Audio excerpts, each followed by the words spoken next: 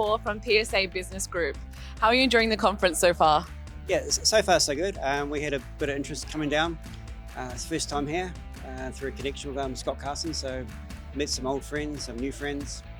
Yeah, it's great. It's a great turnout. What would you like our members to know about PSA? Well, PSA is in the business for solving problem with data. We do data integrations, business analytics, and digital portals, encompassing for the internal user of the customer or for their customers. Great. Sounds great. Sounds like saving time and money and technology is super important. I've heard about that a lot this weekend.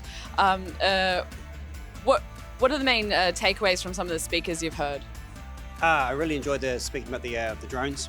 That sounds very fascinating for me. I live in North America, so I can see how that relates to that market.